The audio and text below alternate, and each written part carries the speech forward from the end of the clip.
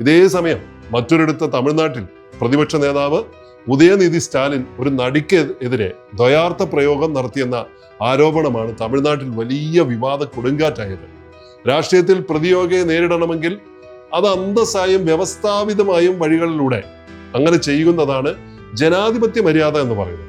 അതൊക്കെ മറന്നുകൊണ്ട് വനിതകളെ കുറിച്ച് എന്തും പറയാം എന്ന വിചാരം ഒരുതരം പ്രാകൃത കാലത്തെയാണ് നമ്മെ ഓർമ്മിപ്പിക്കുന്നത്. ആരായാലും പറയാൻ പാടില്ലാത്ത വാക്കോ അനുചിതമായ പ്രയോഗങ്ങളോ പറഞ്ഞു കഴിഞ്ഞ ശേഷം ഞാൻ അതിൽ ഖേദിക്കുന്നു എന്ന് പറഞ്ഞുകൊണ്ട് പറഞ്ഞതിലെ കയ്പ് മാറുകയില്ല. വ്യക്തിഗതയ്ക്കും അസഭ്യ പ്രയോഗങ്ങൾക്കും സ്ത്രീ വിരുദ്ധതയ്ക്കും പകരം ആശയങ്ങൾ കൊണ്ടാണ് പ്രചരണ വേദികൾക്ക് ഊർജം പകരേണ്ടത് എന്ന് നമ്മുടെ നേതാക്കൾ ഇനി എന്നാണ് മനസ്സിലാക്കുക?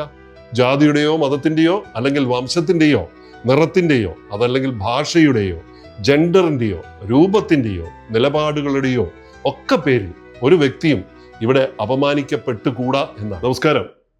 നാവിൽ ഗുളികൻ കയറുമ്പോൾ വാക്കുകൾക്ക് വഴിതെറ്റുന്നു. എന്റെ ഗുരുനാഥൻ അന്തരിച്ച സംവിധായകൻ ശ്രീ സിദ്ദിഖ ഒരിക്കൽ പറഞ്ഞ വാക്കാണ് മുകളിൽ ഉദ്ധരിച്ചത്. അന്ന് ഇടുക്കിയിൽ ഒരു പ്രമുഖ നേതാവ് ഒരു പൊതുവേദിയിൽ വെച്ച് ഒരു ലക്കും ലഗാനും ഇല്ലാതെ സംസാരിച്ച ഒരു വിഷയത്തെ പരാമർശിച്ചായിരുന്നു സിദ്ദിഖ അന്ന് ആ പരാമർശം എന്നോട് നടത്തിയത്.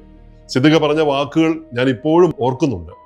അദ്ദേഹം പറഞ്ഞത് ഇങ്ങനെയാണ്: റോബിൻ, നാവിൽ ഗുളികൻ കയറിയാൽ വ്യക്തിക്കായാലും അതൊരു പക്ഷെ ഒരു പ്രസ്ഥാനത്തിനായാലും അത് തകർച്ചയ്ക്ക് കാരണമാകും എന്നാണ്. ആശയവിനിമയത്തിൽ വാക്കുകൾക്ക് അതിൻ്റെ സൂക്ഷ്മതയോടെയുള്ള ഉപയോഗത്തിന് അത്രമേൽ പ്രാധാന്യമുണ്ട് എന്ന് സാരം.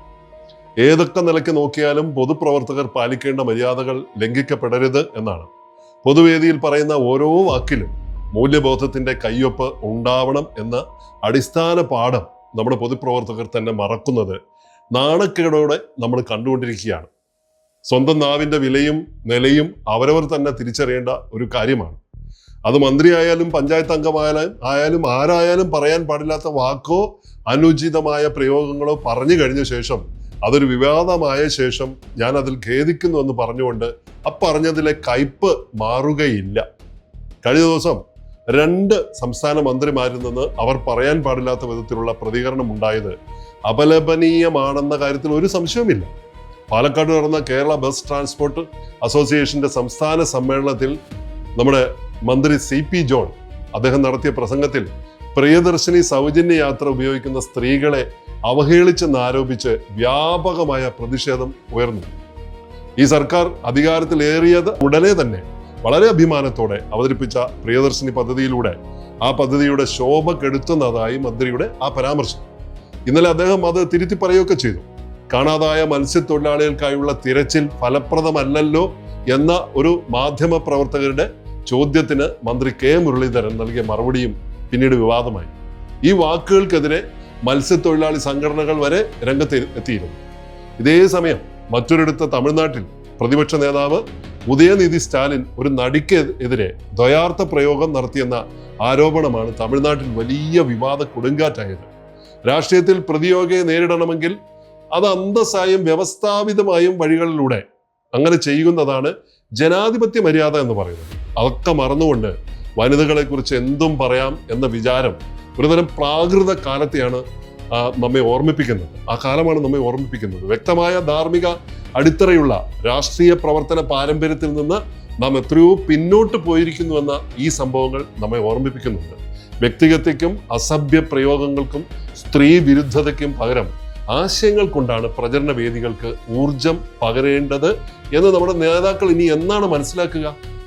ഭരണാധികാരി എന്നോ അല്ലെങ്കിൽ ജനപ്രതിനിധി എന്നോ പാർട്ടി നേതാവെന്നോ സാധാരണ പൗരനെന്നോ വ്യത്യാസമൊന്നുമില്ലാതെ സമൂഹത്തിലെ ഏതൊരു വ്യക്തിക്കും ഉണ്ടാവേണ്ട അടിസ്ഥാന മര്യാദയുടെ ഭാഗം തന്നെയാണ് മറ്റുള്ളവരോടുള്ള ബഹുമാനം എന്നത്.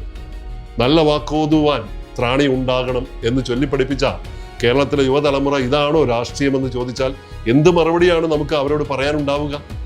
ജാതിയുടെയോ മതത്തിന്റെയോ അല്ലെങ്കിൽ വംശത്തിന്റെയോ നിറത്തിന്റെയോ അതല്ലെങ്കിൽ ഭാഷയുടെയോ ജെൻഡറിന്റെയോ രൂപത്തിന്റെയോ നിലപാടുകളുടെയോ ഒക്കെ പേരിൽ ഒരു വ്യക്തിയും ഇവിടെ അപമാനിക്കപ്പെട്ടുകൂടാ എന്നാണ്.